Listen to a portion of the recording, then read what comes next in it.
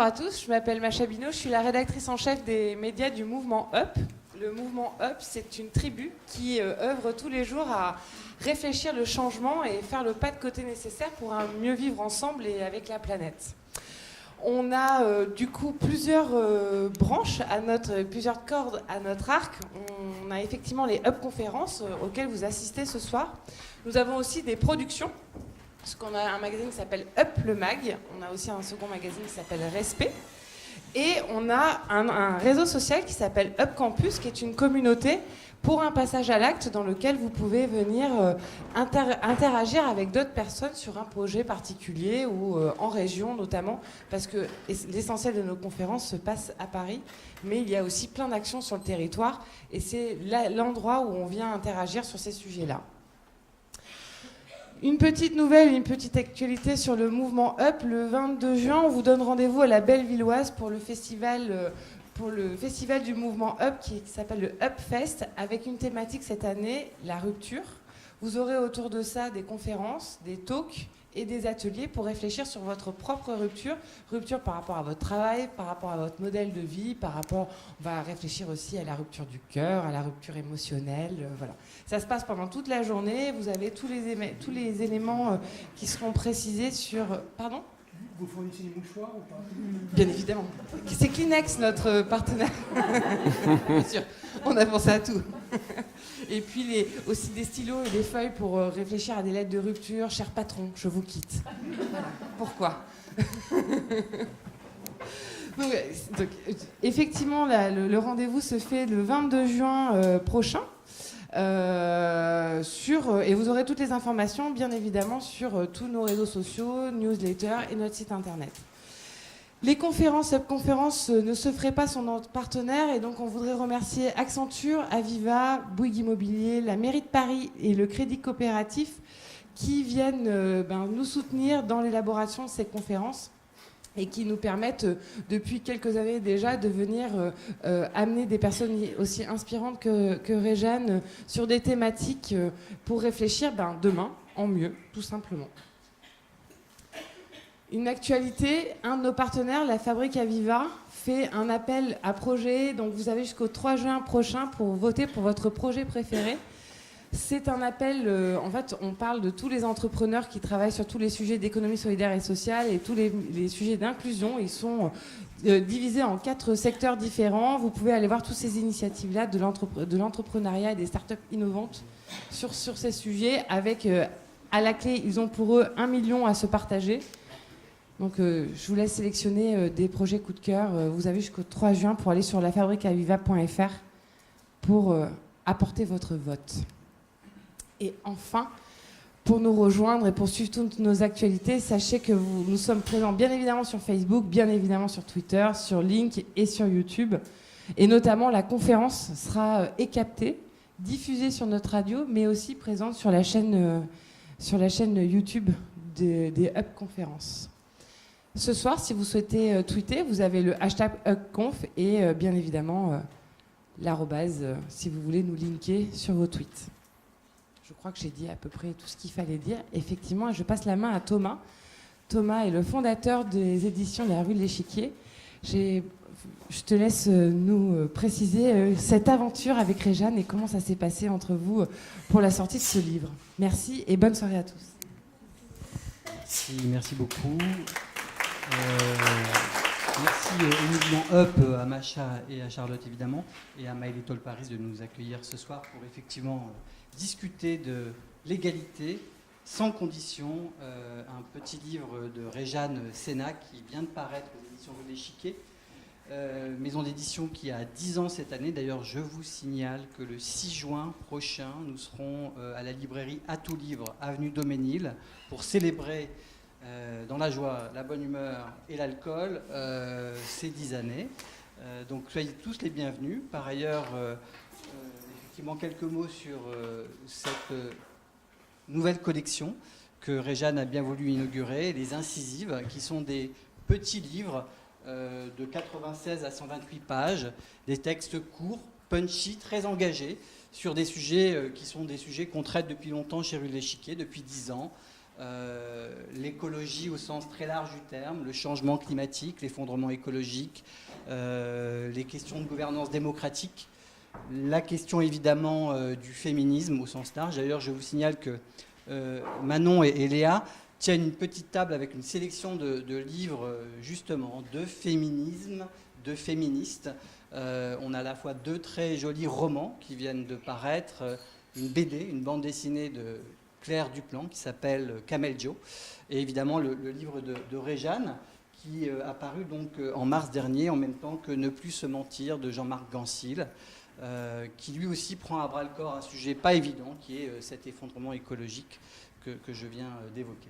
Voilà, donc je suis ravi que Réjeanne ait accepté de participer à cette conférence. Réjeanne est chercheuse au CNRS, enseignante à Sciences Po, et c'est Grégory Puy que je remercie également, qui est le fondateur du podcast Vlan, qui va animer cette soirée. Donc je leur passe la parole.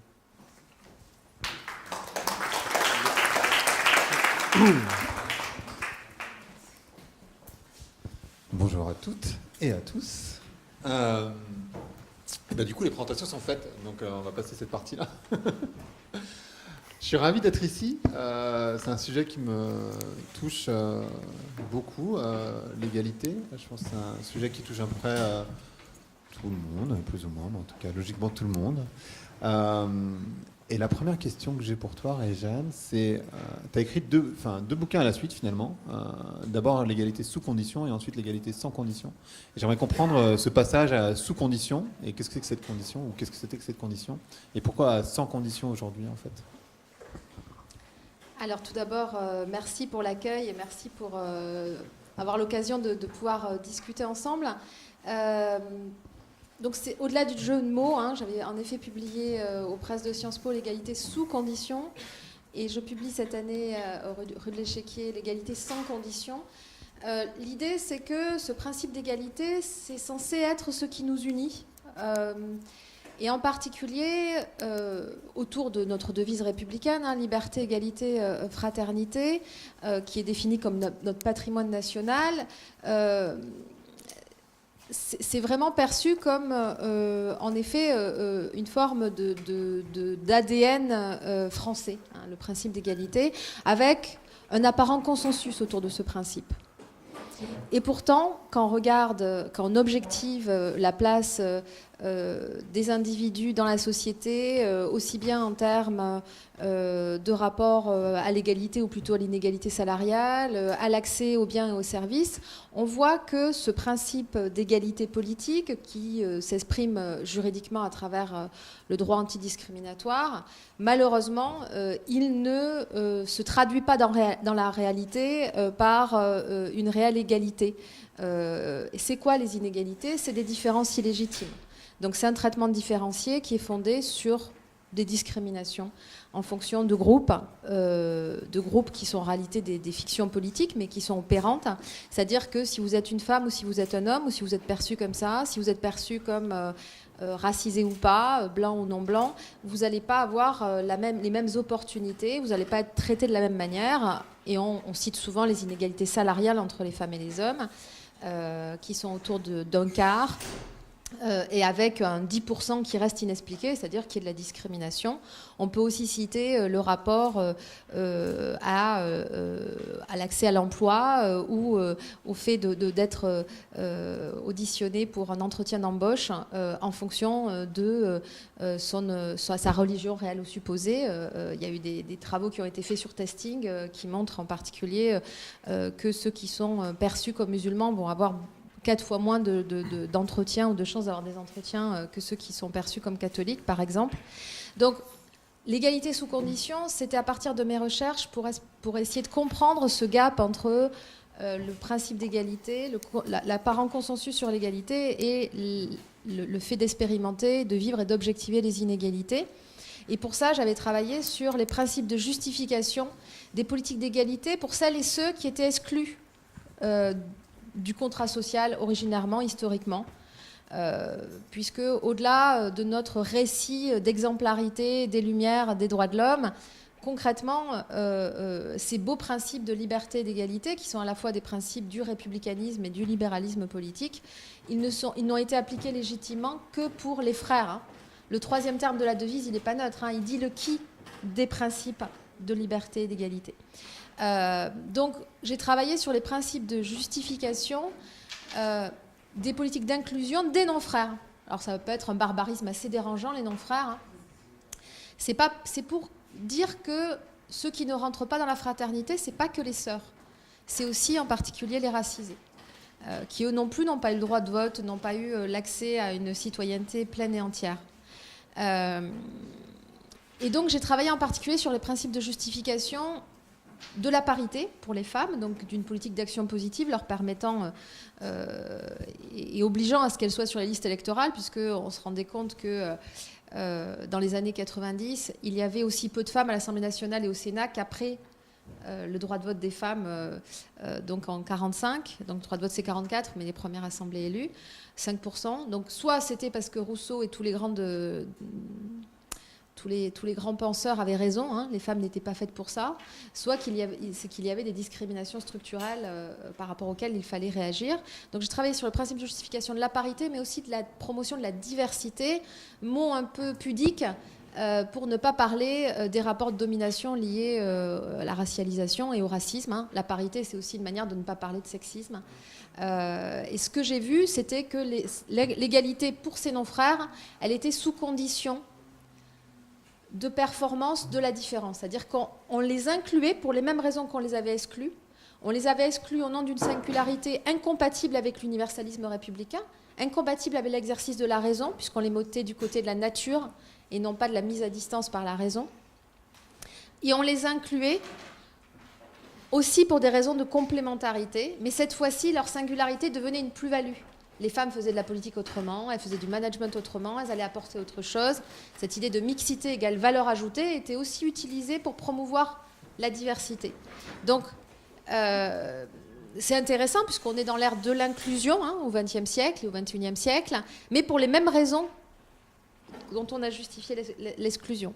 Donc, l'égalité sous conditions, c'était les conditions toujours d'impossibilité quand même d'une égalité qui soit une égalité égale pour toutes et pour tous. Et l'égalité sans condition, c'est un peu une étape supplémentaire qui est de se poser la question, bon, voilà notre héritage, et voilà encore notre présent, puisque nous ne sommes pas complètement sortis de ce registre-là. Comment est-ce que nous pouvons faire un pas qui est celui vraiment d'une égalité sans condition? Et le sous-titre, osons nous imaginer et être semblables, qui est un sous-titre absolument pas consensuel, hein, on l'a vu avec l'opposition, par exemple, à l'ouverture de mariage civil aux couples de personnes du même sexe, l'un des fantasmes et qui était vraiment vu comme un danger énorme, c'était l'indifférenciation. Et pour moi, l'horizon réellement d'égalité pour toutes et pour tous, il est celui de l'imagination du semblable politique, c'est-à-dire que des singularités telles que la singularité sexuée ou racialisée ne soient pas un écran à l'imagination comme semblable, et qu'on ne soit pas toujours dans cette idée que oui, c'est bien d'inclure les femmes, c'est bien d'inclure les racisés, mais à condition qu'ils restent femmes ou racisés, hein, quand même. Donc là, on est dans du sexisme ou du racisme qui est incluant, qui est donc d'une certaine manière bienveillant, mais qui n'est pas de l'ordre vraiment c'est Hannah Arendt qui disait qu'être humain, c'est s'imaginer et imaginer les autres comme des semblables. Je crois qu'au XXIe siècle, nous n'en sommes encore malheureusement pas là. Alors, tu fais beaucoup le parallèle entre racisé et féminisme. Il y a une différence majeure, et c'est la discussion qu'on avait eue en préparant, qui était que le racisme, c'est politisé. C'est un discours qui est politisé, tandis que le féminisme, ça n'allait pas. Tu peux expliquer ça parce que je trouve que c'est intéressant, dans le sens où tu sais, on parlait de ce dîner de femmes versus le dîner de noirs, en fait, c'est pas du tout la même expression, naturellement. Je pense que dîner de femmes, ça choque pas trop. Dîner de noirs, ça choque beaucoup plus tout de suite. Et c'est intéressant, et c'est le fait que ce soit politisé. J'aimerais bien que tu développes cette partie-là, c'était hyper intéressant. Alors peut-être le point commun entre déjà le sexisme et le racisme, c'est que paradoxalement, ils sont constitutifs d'une prétendue neutralité de l'universalisme. C'est-à-dire qu'au cœur même de l'universalisme, il y a eu une théorisation de l'exclusion de celles et ceux qui n'étaient pas en puissance, en capacité d'être des êtres de raison. Donc il y a vraiment un dilemme, et Balibar l'analyse, ou d'autres auteurs, on est là dans une forme d'aporie, hein, de l'énoncé d'une singularité au sein même de l'affirmation d'un universalisme. Et donc, il faut prendre les armes des Lumières pour en faire le procès, hein, en termes d'incohérence. Ce qu'on voit aujourd'hui, il y a un point commun qui est fondamental, qui est aussi la naturalisation, hein, des différences, puisque s'ils ne sont pas intégrés dans la citoyenneté active, c'est au nom d'une prétendue nature différenciée, à laquelle on associe des qualités, mais bien entendu avant tout des défauts, hein, un manque de politique, justement, de politisation. Donc il y a vraiment une idée de frontière entre celles et ceux, et au départ ceux uniquement qui sont des animaux politiques, et ceux qui ne peuvent être que des animaux, hein, pour le dire de manière assez violente. Aujourd'hui, nous sommes dans une inclusion apparente dans la citoyenneté, mais qui ne remet pas complètement les frontières, en cause les frontières, entre ceux qui sont de l'ordre de la similarité, hein, de la norme, et ceux qui sont associés toujours à des singularités, qu'on va valoriser, mais qui restent toujours de l'ordre de la singularité, et donc non pas de l'ordre de l'universel, hein, pas de l'ordre de l'abstrait, mais de l'ordre du particulier. Alors, c'est vrai qu'il y a une différenciation dans le traitement qu'on va faire de la lutte contre le racisme et contre le sexisme, qui est à la fois des atouts et des inconvénients pour les deux. C'est-à-dire qu'il va y avoir une forme de consensus autour de la lutte contre le sexisme, voire le féminisme. Ce terme de féminisme a d'ailleurs perdu quasiment son pouvoir subversif, puisque si on regarde l'échiquier politique, de l'extrême droite à l'extrême gauche, tout le monde va se revendiquer féministe. À la dernière élection présidentielle, même Marine Le Pen se dit féministe, ce qui prouve à quel point ça a perdu toute signification politique. Puisque quand on regarde ce que ça signifie concrètement dans ce programme, dans le programme de son parti, dans le programme en tant que candidate, on voit bien que ça peut recouvrir des contrats de genre qui sont contradictoires avec une déconstruction justement des assignations naturelles ou des asymétries, voire une remise en cause de droits fondamentaux comme l'avortement, une conception assumée en termes de complémentarité entre les missions des femmes et des hommes. Donc il y a une forme de consensus, voire d'instrumentalisation du féminisme pour stigmatiser ceux qui n'auraient pas les qualités, ce qu'ils appellent les valeurs au cœur de l'identité nationale, hein. Donc on va utiliser l'égalité femmes-hommes contre l'égalité au sens large, et en particulier avec une conception qu'on appelle du nationalisme sexuel. En réalité, on justifie le racisme et la hiérarchie entre les civilisés et ceux qui le sont moins au nom d'un prétendu héritage, d'un prétendu ADN égalitaire de l'Occident, et en particulier de la France. Ce qui est complètement contradictoire avec notre histoire. Donc là, on a un récit qui est un récit éminemment politique, hein, qui n'est absolument pas un récit qui correspond à notre héritage, hein, puisque je crois que je n'ai pas besoin de vous rappeler qu'en France, les femmes ont dû attendre les années 80 pour avoir un droit égal, en particulier dans la gestion des biens familiaux. Elles ont dû attendre le milieu des années 60 pour avoir accès à leurs biens propres, pour pouvoir choisir leur métier sans que leur mari puisse s'y opposer pour un intérêt supérieur qui était celui de la famille en réalité, hein. Donc elles ne sont devenues des individus autonomes juridiquement que depuis les années 80. Donc qu'on se prévale aujourd'hui d'être le pays de l'égalité femmes-hommes est quand même une ruse que je trouve avec un fil qui est très très visible mais qui est assez peu soulevé. Pour le racisme, on voit bien qu'il est d'emblée politisé. C'est-à-dire qu'il y a sans doute beaucoup moins de consensus, au-delà du fait que on peut toutes et tous se dire antiraciste, mais on a tout de suite une conception assez politique de ce que ça signifie. Alors que c'est vrai qu'on va avoir une dimension beaucoup plus soft pour les questions d'égalité femmes-hommes. Et souvent, d'ailleurs, l'analogie entre la lutte contre le racisme et le sexisme est assez didactique. C'est-à-dire que ce qu'on va tolérer comme drôle, par exemple, en ce qui concerne les femmes, hein, ces fameuses blagues qui font rire pas ceux, en tout cas, aux dépens desquelles elles sont faites, passeraient moins, et je m'en réjouis, si c'était des blagues racistes. Elles sont passées, hein, de la même manière que les publicités. les Yabon Banania passent beaucoup moins. Par contre, des publicités qui sont des publicités sexistes, des publicités qui normalisent la violence envers les femmes, vous n'avez vraiment pas d'humour et vous êtes une féministe hystérique si vous ne comprenez pas que c'est du second degré.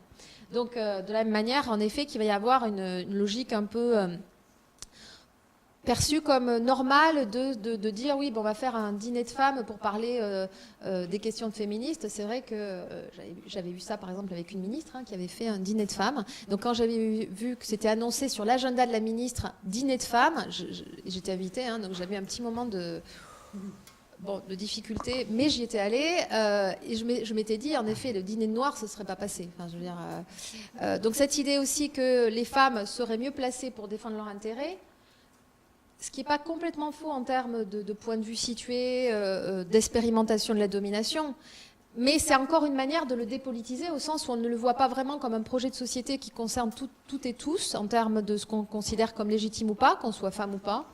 De la même manière qu'on peut être antiraciste et que ça ne choque pas de se dire antiraciste, même si on n'est pas victime de racisme, puisque c'est vraiment perçu comme au cœur même de ce que l'on juge être de l'ordre de l'humanité, de remettre en cause ce type de classification et de hiérarchisation et de comportement injuste, alors que pour le féminisme, on va avoir pas mal cette idée que voilà, si on n'est pas une femme, c'est compliqué de se dire féministe. On va encore le voir comme la défense d'intérêts et non pas comme une conception de ce qui est juste. Et pour aller dans le sens de ce que tu dis, c'est aussi, il y a un certain nombre de mecs qui peuvent te dire ouais, enfin ça va, le féminisme, on en parle quand même beaucoup. Tandis que tu n'auras jamais quelqu'un qui te dira ça sur le racisme. Enfin, je pense que tu auras moins ce genre de remarques sur le racisme, non? Je crois pas. Alors c'est vrai qu'il y a le mythe de l'égalité déjà là, qui est beaucoup plus fort en ce qui concerne les questions de féminisme que de racisme. C'est-à-dire que je pense qu'il y a quand même... on assume peut-être, alors pas complètement, et il y a encore beaucoup de travail à faire, on assume la complexité, voire la lourdeur de notre héritage en termes de racisme, plus qu'on va assumer notre héritage sexiste. On assume le fait qu'on n'y est pas pour la lutte contre le racisme et que le racisme est encore une réalité pour laquelle il faut se battre, qu'il faut rester vigilant, alors qu'on va avoir cette impression que déjà on a fait beaucoup pour les femmes et qu'il y a quand même toujours ce risque de renversement de la domination. C'est-à-dire qu'il y a, je trouve, en ce qui concerne les questions d'égalité femmes-hommes, cette espèce de fantasme de la réversibilité où cette peur, cette incapacité à penser les différents dans l'égalité, ou mieux, pour moi, il ne faut pas qu'on continue à considérer les femmes comme des différentes, mais qu'on arrive à penser la déconstruction de la discrimination sans la peur de renversement de domination. C'est vrai que c'est beaucoup plus marqué pour les questions d'égalité femmes-hommes. Donc moi, je pense que c'est vraiment un enjeu, en effet, de dépolitisation. C'est-à-dire qu'on le voit sur le registre de la morale. C'est pas bien de se comporter mal avec les filles.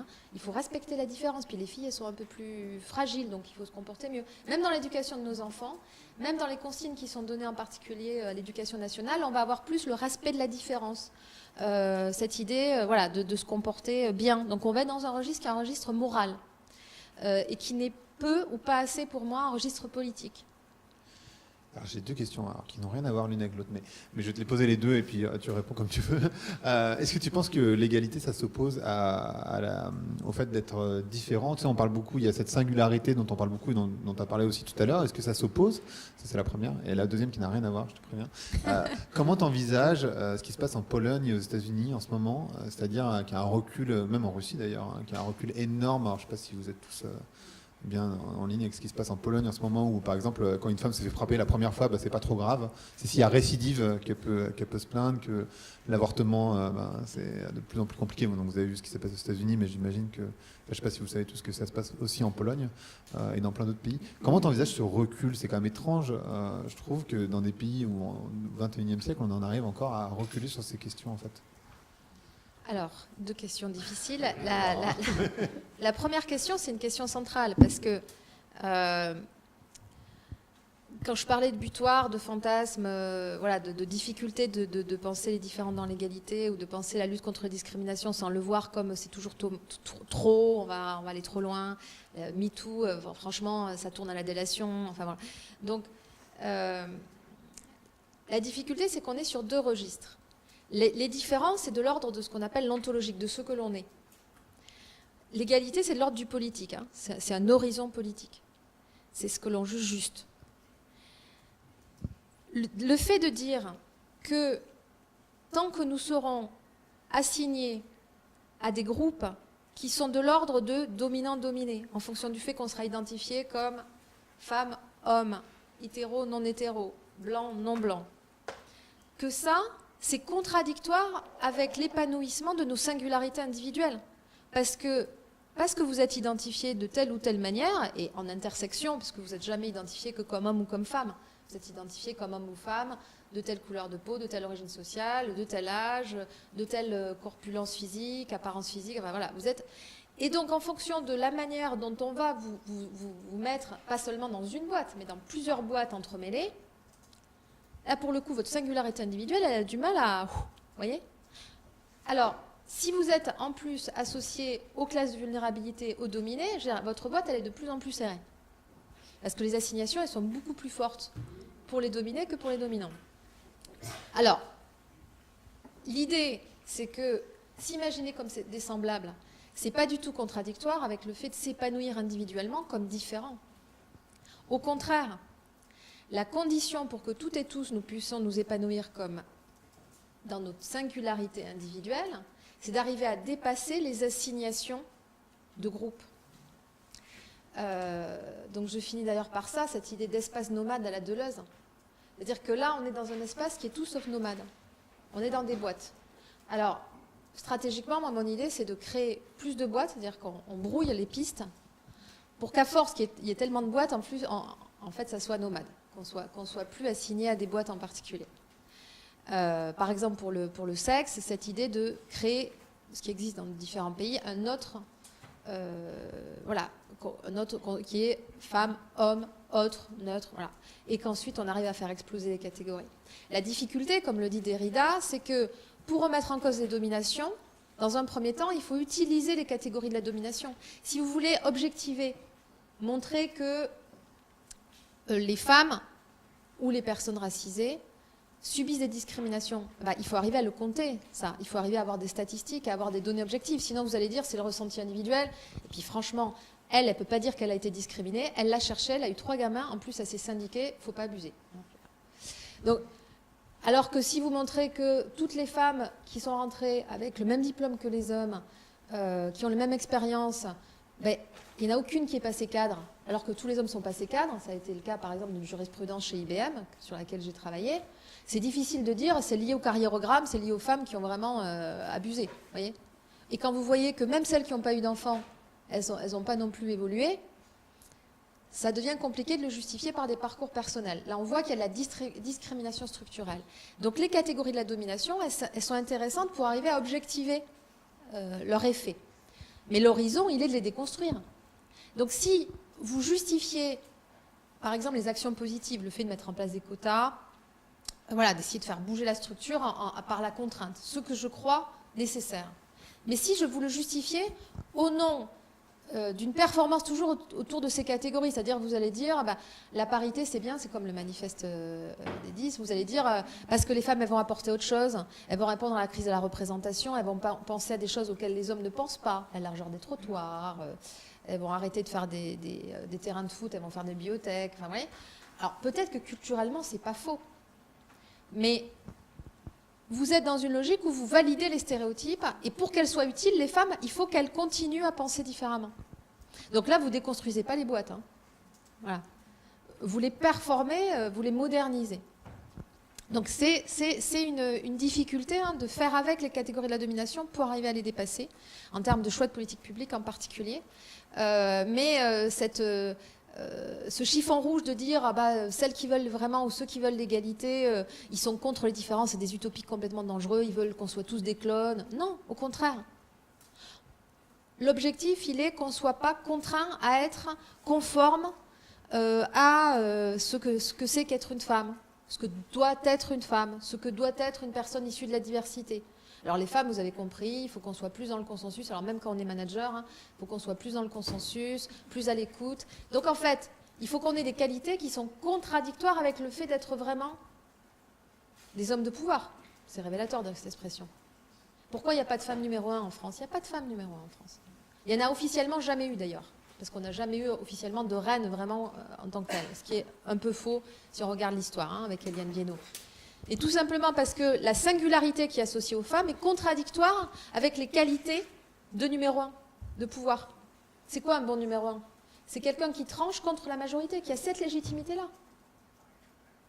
Donc, vous voyez, donc là, il y a vraiment un sujet qui est fondamental et qui, là, pour le coup, il faut sortir de la boîte de ce chiffon rouge de dire ceux qui sont pour l'égalité sont contre la singularité.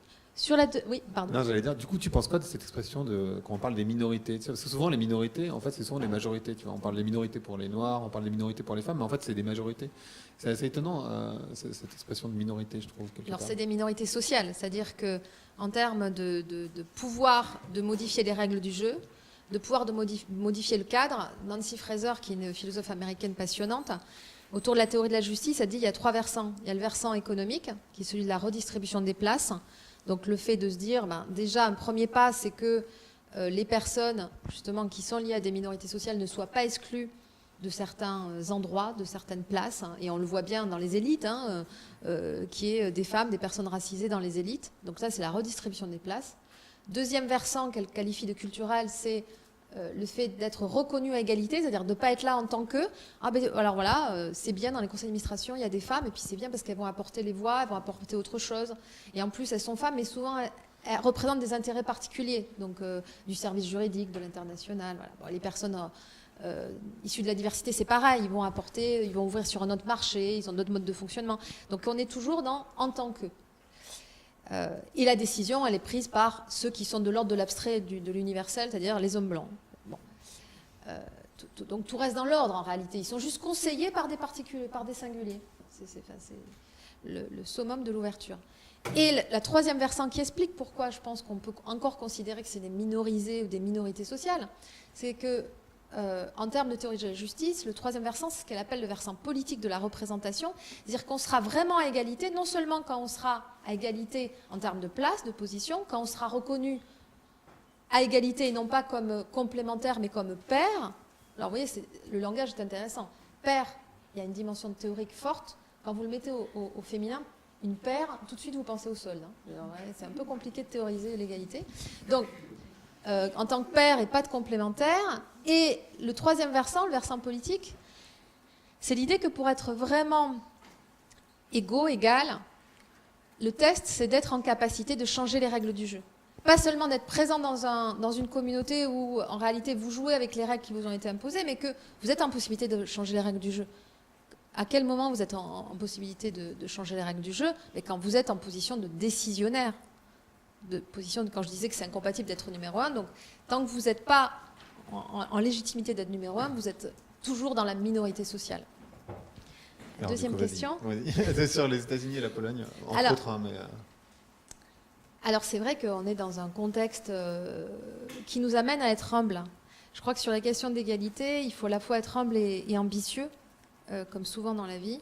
Être humble parce que ça nous montre la fragilité de ce principe qui est censé être un principe partagé. On a même pu avoir l'impression qu'il était partagé au niveau international, porté par des conventions internationales, qui avait une forme de légitimité à faire en sorte, si c'était qu'en termes de washing, mais qu'on était pour l'égalité femmes-hommes. En particulier, on a bien vu avec la conférence de Pékin en 1995, organisée par l'ONU, ou la convention CIDO, qu'à peu près tout le monde, de lutte contre les discriminations envers les femmes dans les années 80, que tout le monde avait à peu près signé avec des réserves. Mais donc tous les pays voyaient un intérêt à se présenter comme pour l'égalité femmes-hommes, voire féministe. On n'en est plus là. On n'en est plus là. Alors est-ce qu'il faut le voir comme une mauvaise nouvelle? Bien entendu, parce que ça veut dire qu'il n'y a plus aucun rempart, même pas celui du marketing politique où il faut quand même faire semblant d'être pour l'égalité et pas trop, pas remettre en cause des droits fondamentaux.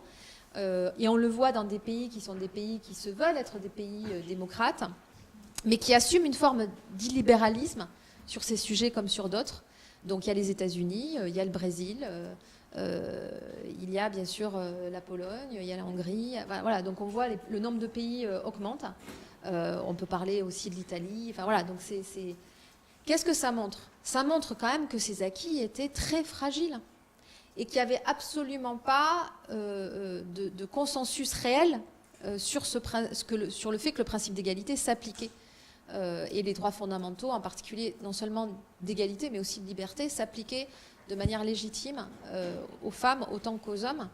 Donc ça montre, ça nous oblige à l'humilité. Et puis je pense que ça nous oblige aussi à assumer le dissensus. C'est-à-dire que cette espèce d'illusion du consensus, où on est tous d'accord et qu'il n'y a plus que se mettre d'accord sur le comment, sur les mesures, hein, sur comment est-ce qu'on va appliquer ces principes. Non.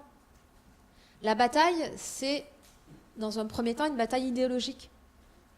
Ce n'est pas une bataille gestionnaire ou une bataille technique sur quelle mesure est la plus efficace. Alors est-ce qu'on fait le congé parental partagé? Est-ce qu'on fait la loi espagnole de 2007? Voilà. C'est déjà, qu'est-ce que ça veut dire qu'être pour l'égalité femmes-hommes?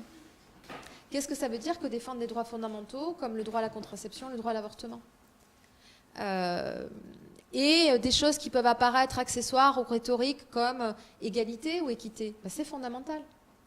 L'équité, pas au sens de justice, mais au sens de traitement différencié de personnes différentes, peut justifier le statut personnel, peut justifier que les femmes méritent moins parce qu'elles ont des missions différentes, peut justifier qu'elles n'aient pas la même place dans le monde professionnel.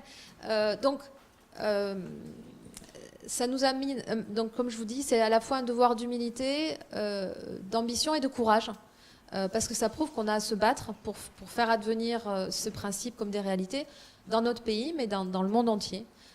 Donc là, plus largement, hein, on a à se battre contre ce qu'on appelle les démocraties illibérales. C'est-à-dire que les principes fondamentaux qu'on croyait être des principes acquis dans les démocraties, en particulier les démocraties occidentales, ces principes-là ne le sont pas.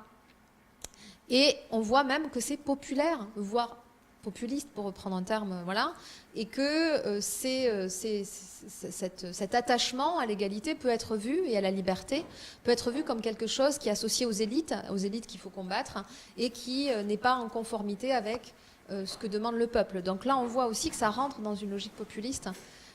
Donc là, ça nous oblige à voir que c'est éminemment politique, mais donc aussi éminemment polémique, et qu'il faut assumer des divergences. Alors du coup, tu parles beaucoup de droit. Le droit, apparemment, il n'est pas suffisant.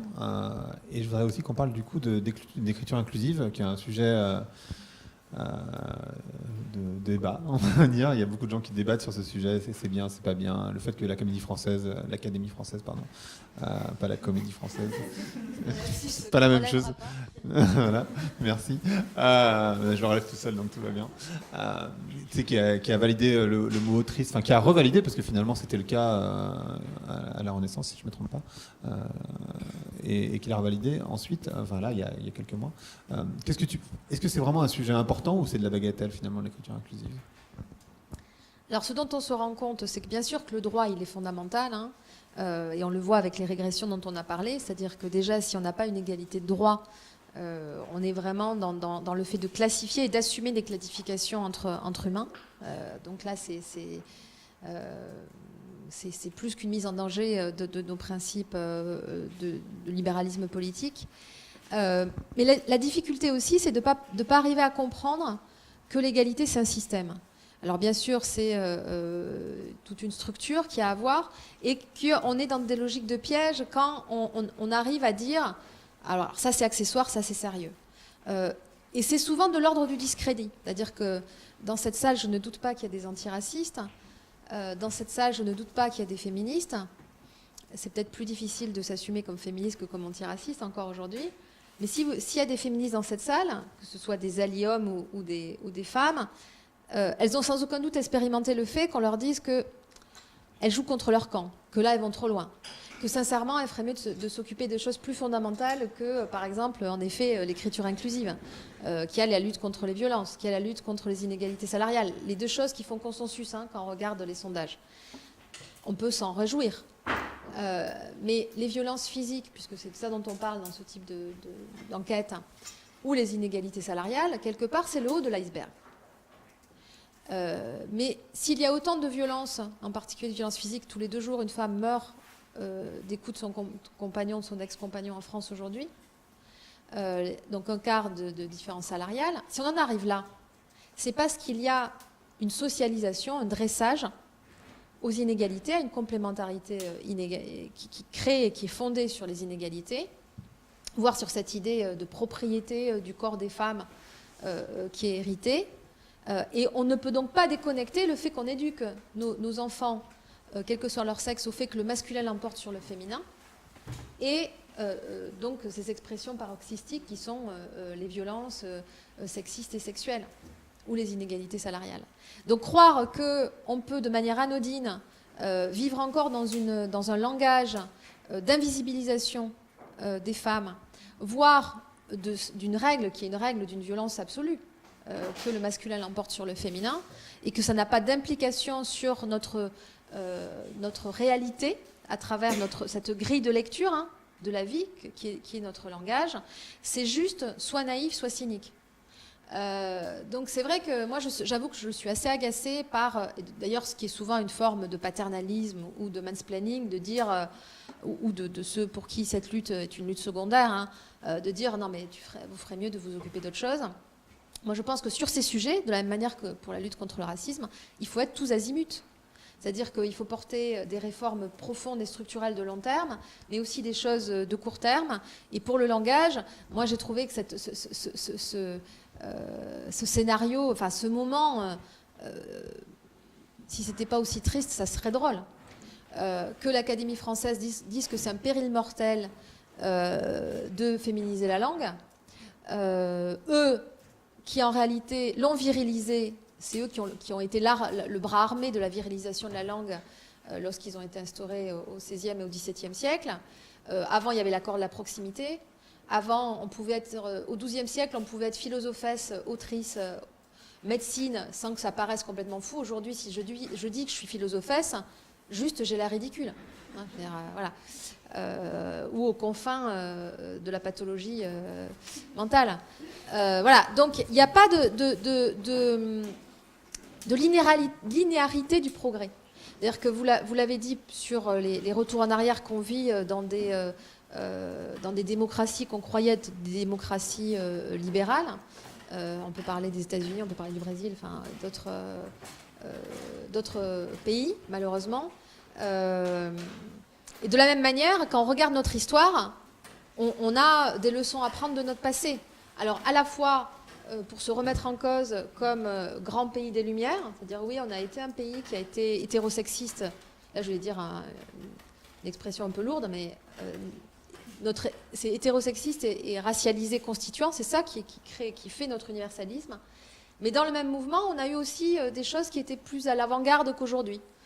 Et en effet, on trouve ça foufou aujourd'hui de dire autrice. On se félicite de notre avant-gardisme en disant autrice et pas auteureux, alors que ça paraissait normal au XIIe siècle. Donc voilà, là aussi, l'humilité et l'ambition vont ensemble. Mais quand on voit que l'Académie française a l'air de faire un pas énorme en autorisant qu'on féminise les noms de métiers et les fonctions, alors que c'est dans des directives et dans des circulaires depuis les années 80, il y a des moments un peu de fatigue quand même. Enfin, je veux dire, donc il n'y a pas de linéarité du progrès, surtout sur ces sujets-là. Et bien sûr qu'il y a des tenants d'une vision qui est une vision qui s'assume et qui se veut moderne. On a d'ailleurs des jeunes qui défendent une remise en cause du féminisme comme outrancier, qui ont une racialisation d'ailleurs aussi, parce que ça va souvent ensemble, racisme et sexisme, une stigmatisation de l'islam comme étant le seul qui est sexiste, et avec une idéalisation de notre passé. Et ça peut être porté par des personnes qui pourtant physiquement, en âge physique, sont assez jeunes. On peut citer Eugénie Bastier ou d'autres. Il y en a aussi qui sont plus âgés, Éric Zemmour, Raphaël Enthoven, enfin voilà, on peut en citer d'autres. Mais la bataille est grande parce que le courant est fort. C'est-à-dire que c'est le courant du passé, mais c'est aussi le courant du néolibéralisme. Le néolibéralisme qui dit que tout doit rentrer dans le marché, tout doit être rentable. L'avantage, c'est que ça marche très bien avec ces logiciels de la complémentarité. C'est un inconvénient pour ceux qui veulent penser autrement. Mais cette idée que c'est rentable, la mixité est une valeur ajoutée, ça conforte cet héritage sexiste et raciste. Donc on voit que là, il y a une alliance entre notre héritage et cette assignation à la rentabilité. Je voudrais, alors on doit s'arrêter dans 3 minutes avant qu'on passe aux questions-réponses, mais du coup j'ai plusieurs questions, il y en a une pour conclure, mais j'aimerais bien que tu reprécises ce concept de non-frère et de fraternité et d'égalité à la française un tout petit peu, parce que je ne sais pas si c'était très clair. Hein. Tu en as parlé au tout début. Oui. Mais, Alors, c'est un barbarisme, hein, les non-frères, qui malheureusement fait notre réalité.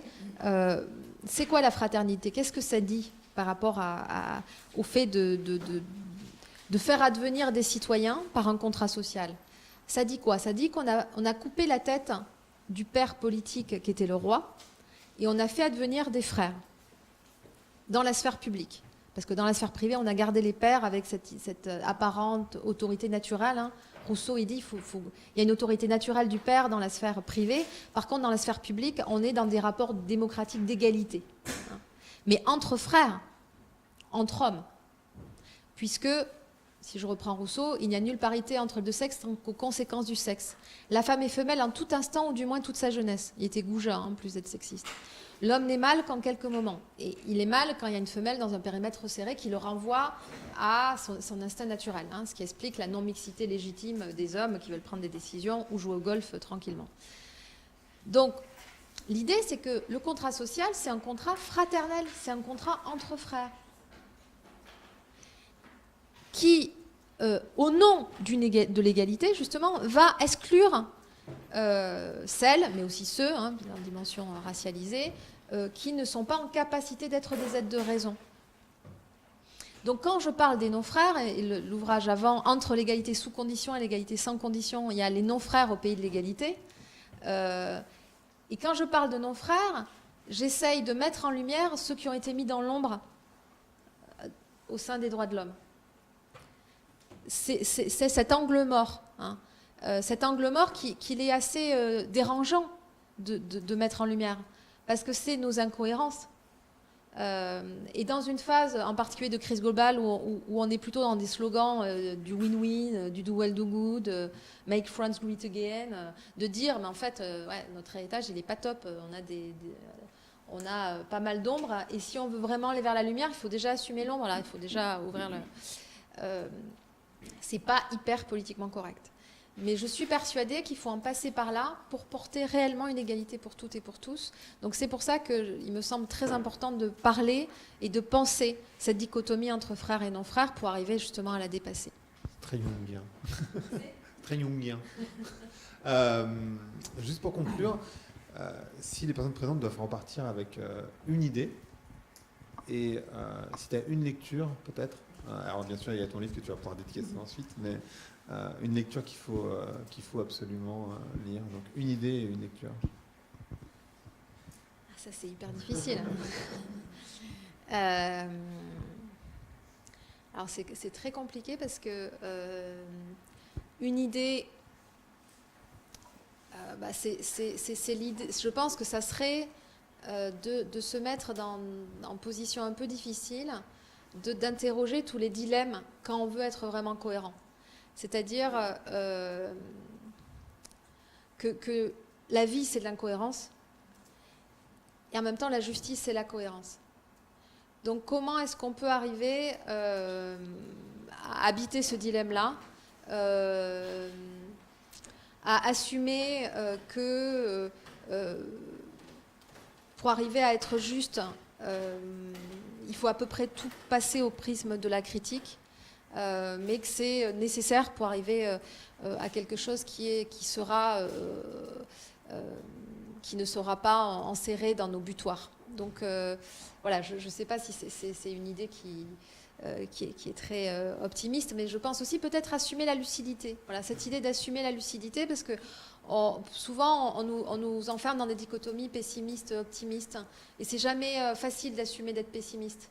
Moi, je pense que la vie, c'est pas être pessimiste ou être optimiste, c'est être lucide, avec ce que ça a de constructif, mais ce que ça a aussi de dérangeant, de douloureux.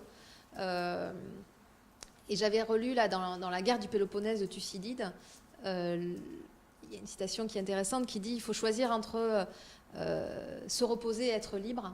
Et donc je pense que ça, si vous voulez être du côté de la liberté et de l'égalité, qui vont ensemble, même si on a souvent tendance à les opposer. On met souvent la liberté du côté de l'épanouissement de l'individu et l'égalité du côté du fait d'écraser par rapport à un collectif, à une uniformité. En réalité, il ne peut pas y avoir de liberté sans égalité, parce que tant qu'on est enfermé dans des classes hiérarchisées, on ne peut pas vraiment être libre, ni dans nos désirs, ni dans nos projections, ni dans nos actions. Et donc là, je fais le lien avec le livre ou avec l'auteur Philippe Petit sur la liberté de non-domination est vraiment très intéressant pour moi, cette idée de républicanisme critique, c'est-à-dire qu'on peut revendiquer et porter les principes au cœur de la République, mais dans une logique critique. Et l'idée de liberté de non-domination qu'il développe est pour moi fondamentale et nous permet de sortir des pièges tels qu'on a eu autour, par exemple, de MeToo, avec la liberté d'importuner et cette idée que l'égalité serait vraiment contradictoire avec la liberté, puisque non, on ne peut pas s'épanouir, que ce soit sexuellement ou dans n'importe quel domaine, si on est enfermé dans des catégories de domination.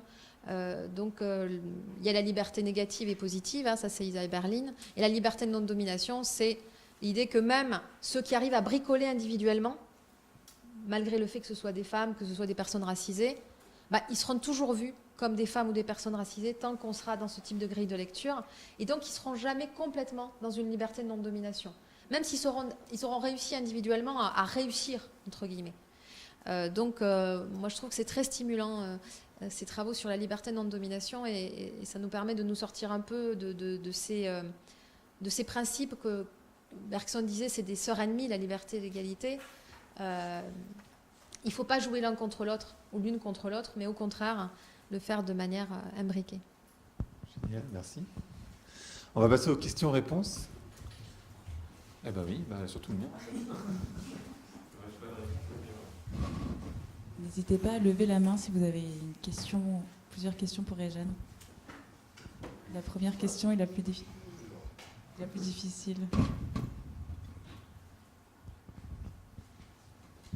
Merci. Eh bien, je vous ai bien écouté et j'ai remarqué que ces trois mots, cette devise, n'a jamais pu être réellement mise en pratique, puisqu'elle a conservé, vous l'avez suffisamment dit, toutes ces difficultés que nous avons à éviter toute discrimination. Et oui, c'est que à chaque fois, nous avons joué sur un registre qui n'était pas celui, je dirais, le bon registre. Et c'est pour ça que je reviens, là, le 22 juin, il y a une conférence qui va parler de rupture. Je dirais que nous avons à faire une rupture totale de l'héritage que nous avons conservé et qui est caduque, qui ne nous a pas amené, je dirais, à jouer sur les trois notes du clavier que représente cette devise républicaine, qui est la devise même de notre propre raison d'être sur la terre. Tous ceux qui sont habitants sur cette terre. Et si nous avions compris cette raison d'être, jamais il aurait pu y avoir de domination qui n'est que l'expression de l'ignorance de notre raison d'être. Parce que toutes les discriminations que nous avons, hommes, femmes, riches, pauvres, blancs, noirs, toutes sortes, viennent du fait qu'on est dans le registre du pouvoir que nous avons à exploiter la création. La création. J'ai plus ou moins de pouvoir à utiliser cette création pour me l'accaparer, pour la posséder. Et cela nous a conduit à des différences de capacité à capter ce pouvoir sur les autres. Un homme, eh bien jusque-là, était amené, puisqu'il travaillait, il pouvait avoir plus d'argent. Et donc, il peut s'imposer à la femme. La preuve, c'est que actuellement, et dans le mouvement qui quand même se poursuit pour arriver un jour à une vérité, à faire jouer réellement ces trois notes, non pas pour en faire de la cacophonie, mais une véritable mélodie, eh bien, on voit que les femmes, pour se libérer de l'emprise des hommes, qu'est-ce qu'elles ont fait? Elles ont dit, on va travailler, comme ça, on va éviter, si le mari nous jette, comme souvent, et la plupart du temps ça s'est fait, eh bien au moins on ne reste pas démunis, et on a gagné de l'argent et on va pouvoir. Et le résultat, c'est que oui, elles se sont libérées financièrement, mais regardez à quel prix. Les femmes doivent travailler, il faut qu'elles s'occupent de leur mari, il faut qu'elles s'occupent des gosses, mais enfin, la condition des femmes devient terrible. Pourquoi? Parce que nous avons toujours été esclaves du pouvoir sur la création, et qui est simplement le pouvoir de l'argent. Vous pouvez aller comme vous voulez, et on retombe toujours sur ça. Alors, eh bien, voilà. Et c'est pour ça que vous disiez il faut être humble et ambitieux. Eh bien oui, je suis humble, mais plein d'ambition. Plein d'ambition, parce que je suis sûr qu'on va arriver à être fraternel. Moi, je vais reprendre la devise dans l'autre sens. Je m'excuse. En fait, on a une demi-heure en tout. Alors, mais si vous avez une question, n'hésitez pas surtout, parce qu'on a une demi-heure en tout, en fait. Alors, il y a des questions. Je suis navré. Mais après, on pourra discuter, j'imagine. Du coup, merci beaucoup. Merci beaucoup. Moi, je suis d'accord avec presque l'intégralité de tout ce que vous avez dit.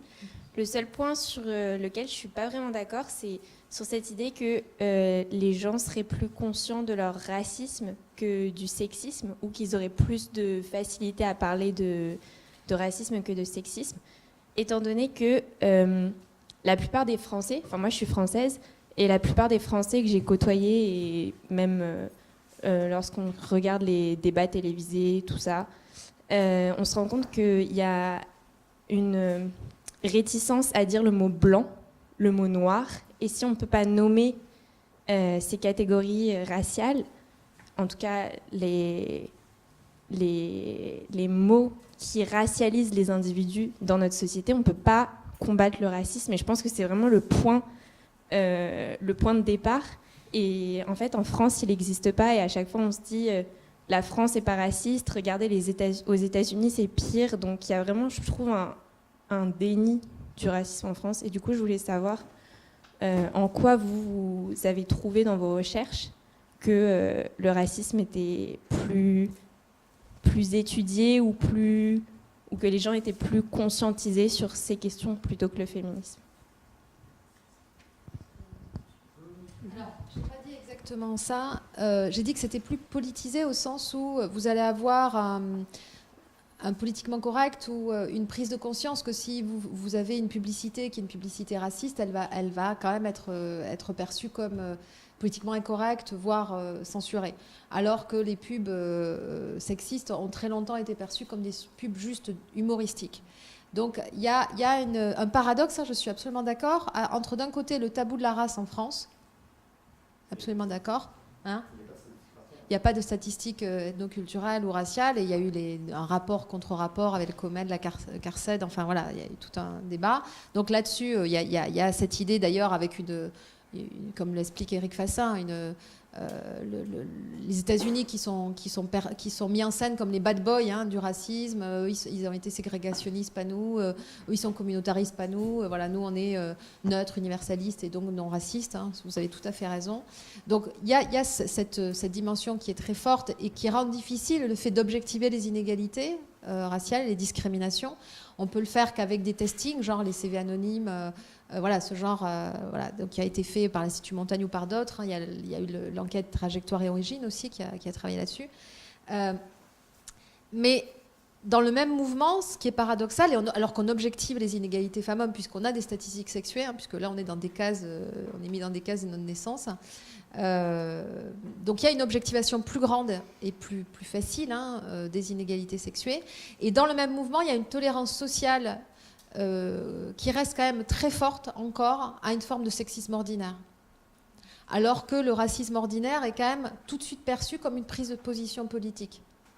Le fait d'avoir des blagues sexistes ne sera pas vu forcément comme une prise de position politique. Il y a eu, on a, à travers la Ligue du LOL, MeToo, on a un peu levé le voile et on a politisé ces enjeux. Mais jusqu'à présent, c'était quand même relativement dépolitisé et plutôt perçu du côté de la morale que de la politique. Voilà, c'est ça que je voulais dire. Hein. Après, on est vraiment sur des ressorts qui sont des ressorts assez similaires quand je regarde sur mes recherches qui portent sur les principes de justification, la promotion de la diversité, de la parité. On est quand même sur des tabous assez semblables, hein, aussi bien en ce qui concerne les discriminations sexistes ou racistes.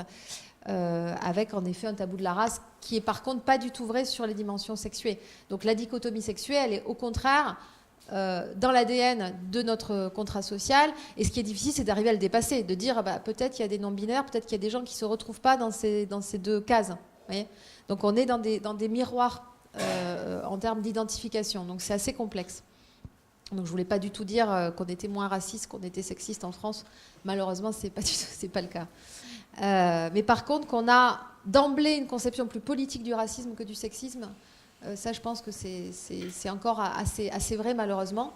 Et on le voit aussi dans le marketing politique hein, et dans l'instrumentalisation qu'on va faire du féminisme contre la lutte antiraciste, d'ailleurs. En stigmatisant les racisés comme étant eux sexistes, hein, étant du côté des moins civilisés.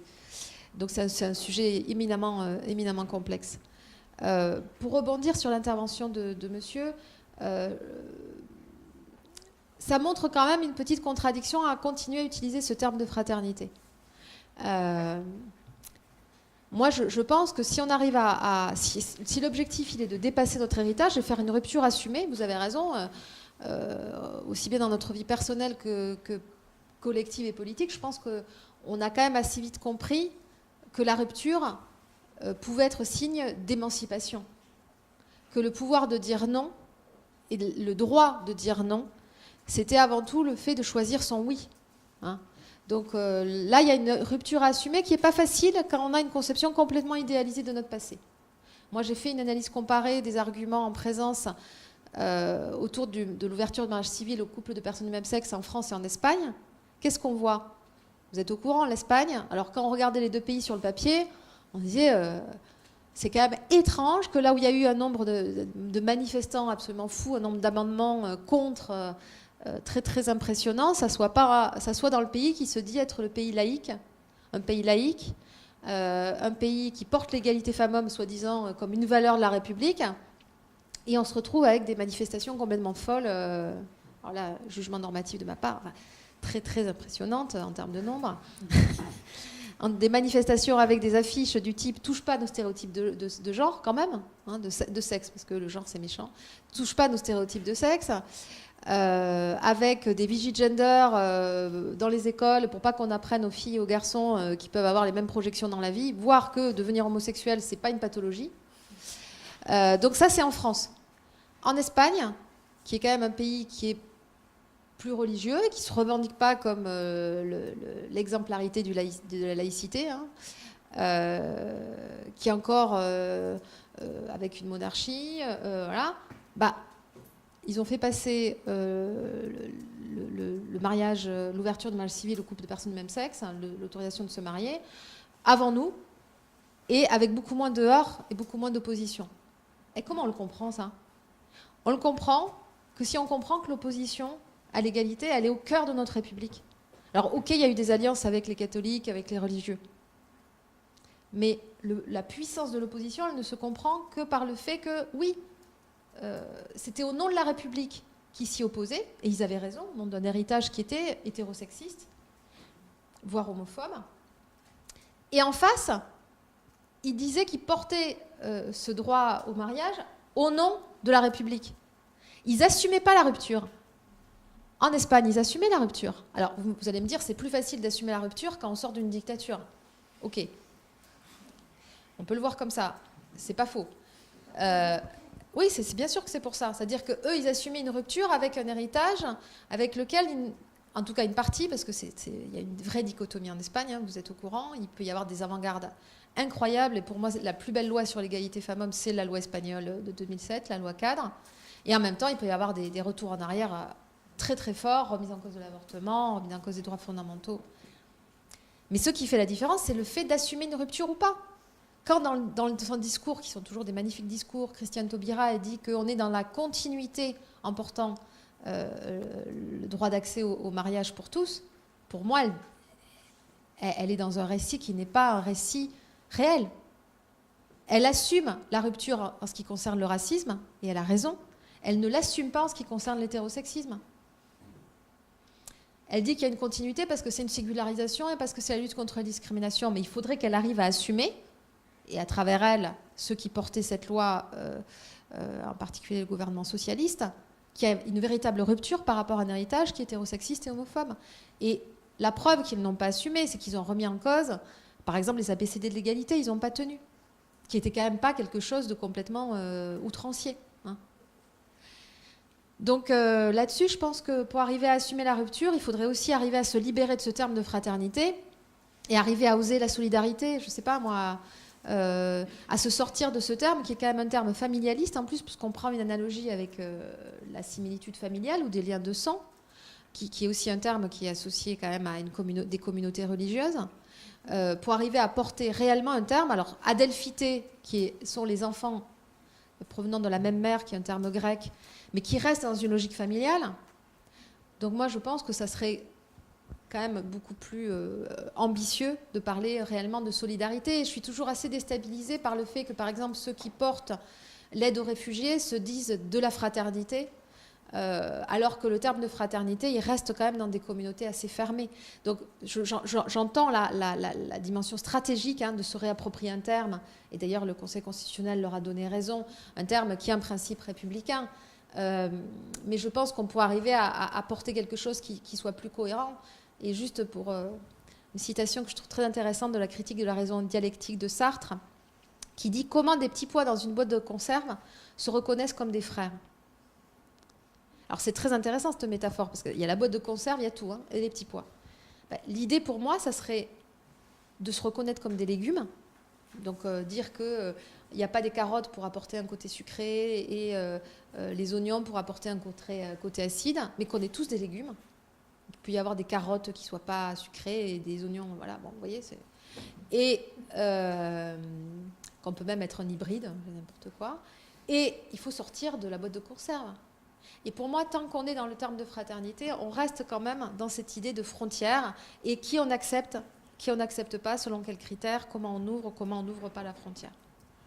Pour revenir sur cette photographe, déjà ça reste d'être une femme qui est noire, parce qu'elle a quand même porté la commande. Bah oui, elle a fait d'ailleurs, elle a montré comment notre beau pays était encore un pays éminemment raciste.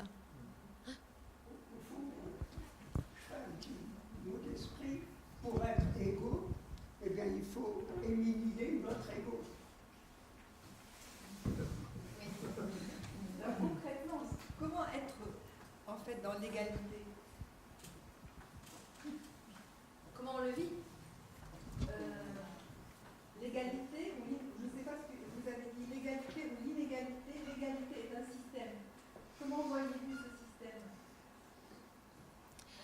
Alors, concrètement, alors moi je pense que, quand Habermas il dit il y a une co-originalité entre l'émancipation individuelle et l'émancipation collective, là on le vit. C'est-à-dire que vous allez pouvoir concrètement dans vos vies essayer de porter une cohérence égalitaire dans vous, votre manière d'être au monde, d'élever les enfants si vous en avez, de vous comporter avec les personnes. La difficulté, c'est que tant que les structures sont des structures qui sont fondées sur des assignations de complémentarité, vous allez vous heurter sans arrêt à ces injonctions-là. Alors, quand je dis qu'il faut choisir entre se reposer et être libre, c'est sûr que quand les structures sont des structures comme ça, c'est épuisant de vous dire, ben non. Par exemple, voilà, je vais me comporter comme un être humain et je vais regarder les autres comme des êtres humains et non pas comme des femmes et des hommes de telle origine. Voilà, je ne vais pas être dans des attentes différenciées. Je ne vais pas, moi, me demander si je suis trop ambitieuse ou pas, si c'est bien de porter tel vêtement, si je suis assez féminine ou pas, si je suis trop virile, si je suis trop machin. Voilà, je vais arrêter de me poser ces questions et je vais essayer de vivre en ne me posant plus ces questions. Ben, c'est très compliqué puisque le monde entier va vous les poser ces questions et va vous contraindre dans vos choix. Voilà. Donc, ou vous le voyez très bien concrètement quand vous élevez un enfant. Si vous élevez un enfant et vous considérez que c'est essentiel d'élever un enfant et pas une fille ou un garçon, ben vous allez vous retrouver, quand vous allez le scolariser en particulier, vous allez le scolariser à l'école maternelle, ce qui est déjà un mauvais signe. Et on va vous expliquer à la première réunion que c'est bien qu'il y ait autant de filles que de garçons parce que les filles, elles calment les garçons. Et ça va être comme ça tout le temps. Et on va vous dire que si vous aimez votre enfant, il faut aller le chercher assez tôt parce que voilà. Bon. Donc, je vous prends ces exemples pour vous montrer que la gageure, c'est d'avoir un parcours individuel qui va se heurter à des logiques de structure. Donc, je pense que la seule solution, moi, c'est de se battre sur tous les registres, c'est-à-dire se battre pour sa cohérence individuelle, mais aussi être dans des batailles collectives, de déconstruction plus structurelle. Parce que sinon, bon, ça sera toujours fatigant, mais au moins vous aurez l'impression de ne pas être seul. Donc, par exemple, parce que souvent on me pose la question, si vous aviez une mesure concrète, qu'est-ce que vous proposeriez ? Par exemple, pour moi, une mesure concrète, ça serait de mettre en place un service public à la petite enfance, qui serait un droit lié aux enfants, et non pas aux mères, aux familles, voilà.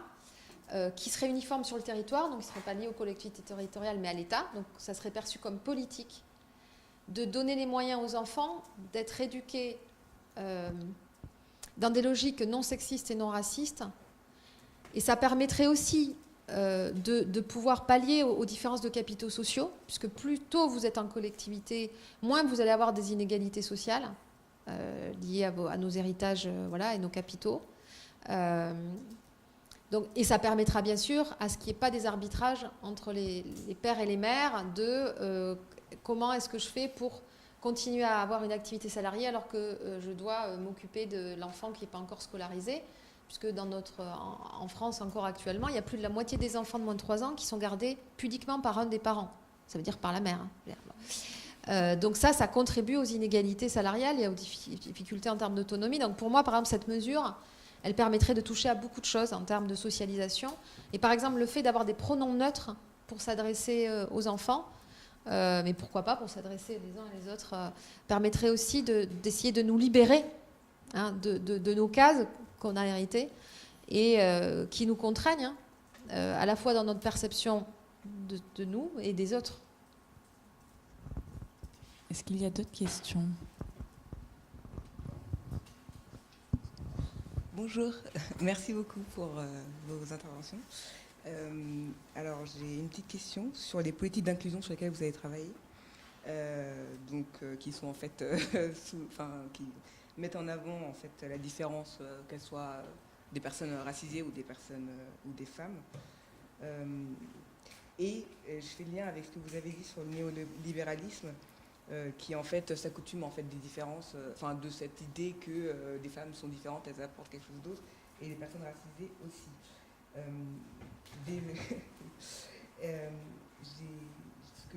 Ce que je voulais savoir, c'était en fait ces politiques d'inclusion, elles sont minoritaires au final, parce que il y a plein d'entreprises qui communiquent sur les politiques d'inclusion, mais qui ne les appliquent pas, ou qui trouvent des moyens détournés de ne pas les appliquer. Je pense, par exemple, moi j'ai travaillé en banque, Et la plupart des personnes qui étaient titulaires, enfin qui étaient dans la banque, qui étaient salariés de la banque, étaient blanches. Et la plupart des personnes qui étaient consultants, c'est-à-dire des personnes qui sont engagées par des petites entreprises, qui sont payées moins cher, qui n'ont pas tous les avantages qu'on a quand on a une banque, quoi. Enfin quand on travaille dans une banque de 8 semaines de vacances, etc., étaient noirs, quoi, ou arabes, ou originaires de banlieue. Donc en fait, c'était un peu le tout mélangé. Donc toutes les personnes qu'on ne veut pas voir, ou des femmes. Enfin bon, bref, c'était assez marrant, parce que quand on posait la question, les personnes racisées étaient tout le temps des consultants. C'était quand même assez incroyable. Voilà. Et aussi, par exemple, des études qui est sortie récemment, où ils appellent des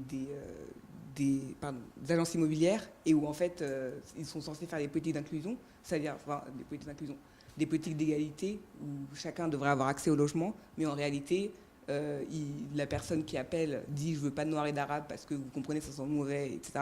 Et la personne de l'agence immobilière dit « oui, pas de souci, vous inquiétez pas, on a l'habitude, aucun problème, on va le faire passer pour autre chose, puis etc. » Donc voilà, donc est-ce que ces politiques d'inclusion, en fait, c'est pas genre juste 1%? Et en plus de ça, j'apprends ce soir que c'est pour être raciste ou sexiste différemment, donc super. Et le néolibéralisme, est-ce que le néolibéralisme, en réalité, enfin, encore une fois, est-ce que ces différences-là sont pas minoritaires? Parce que le néolibéralisme, il est basé... il faut que le système soit raciste pour que le néolibéralisme existe, sinon ça ne serait pas possible, puisque on fait travailler des gens à des salaires pas possibles. Enfin, il faut être raciste pour accepter ça, quoi. Donc voilà, c'est ça ma question.